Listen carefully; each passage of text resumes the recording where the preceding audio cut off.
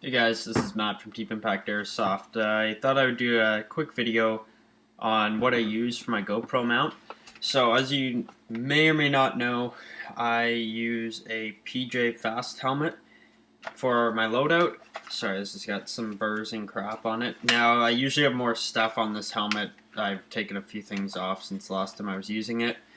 But I do like to put the GoPro mount on the front night vision shroud. I also have a rail attachment on the side here in case I ever decide to put it out on the side, but I'm not a huge fan of that. So the mount that I normally used, which I used at the beginning with more of my other videos, when I was using my custom gun, things like that, is the mount would just sit in the night vision shroud here, and the camera would just basically sit up top. Now, the problem with that is you couldn't always tilt it back far enough, so a lot of the time it was looking down, so in some of the videos you can't see always what I'm shooting at, which can be a bit of a problem. So I was out at a Sport Check getting new shoes, and I saw a GoPro mount for helmet. It was meant for like a motorbiking helmet that would actually prop the camera up so you could look over visors and all sorts of things like that. And I thought that that's actually a really good mount for a helmet, given it can get in the way of when you're aiming, but it gets a much better view that's more to the eye level. So the mount basically looks like this with the GoPro. It's like a big arm, essentially, and it's very adjustable.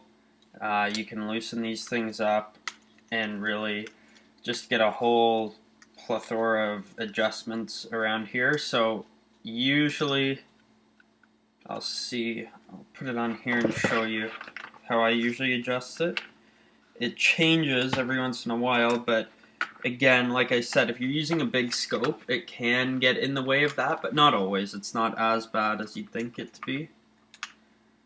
Another issue with having it is when you're putting goggles on, you have to take the mount off, put the goggles on, and then put the mount back on. So as you can see, it's a lot lower than where the camera would have been before. Camera would have been about up here, but with this one it's lower, and you can even get it lower than that.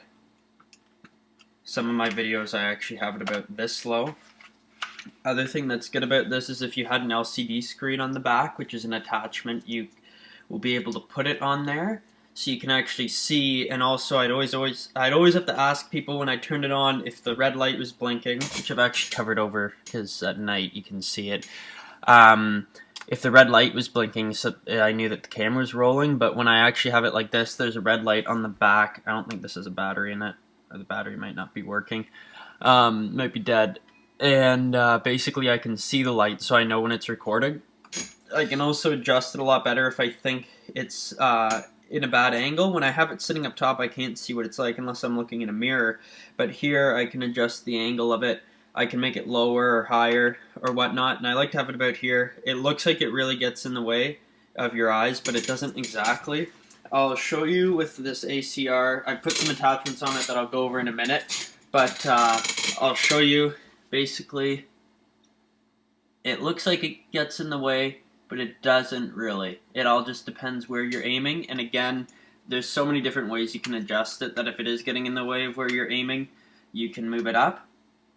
Now, I can't exactly remember the name of the mount itself, but I'll put one in the description. I'll Google it and put the link to it in the description in case you're looking for something like this for a GoPro if you're not getting the best kind of footage. So it's further out from your face, but if you look at one of my games, I think it's in the town at Adrenaline, I had it in a really good angle that day. I've been trying to find that angle again, where you could really just see like straight beside the gun. It looked more like a first-person shooter. So anyways, that's about it for the GoPro mount and whatnot.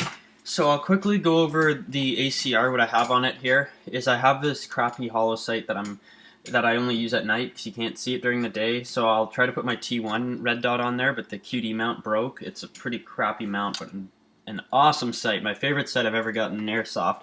But it has a terrible mounting system that broke. So I have iron sights in the back, flip iron sight on the front that came with the gun. I bought a rail attachment. They only had it in black from where I ordered it from, so I just got it in black, put on these individual rail cover pieces. put Nagpul RVG grip that came with screws that were not long enough for this type of rail. This rail is it seems a lot thicker than 20 millimeters. It was hard to get all these things on here, so be careful about that. So I had to use a larger screw and then cut it down with a Dremel to get it to the right size. And then I have a laser and a light on the top, which I've got the laser right here, and I have a pressure pad for that one. What I really like about these rail attachments is they come with certain attachments that fit a wire in them, so you can actually put the wire along the top of the gun. It just sits there.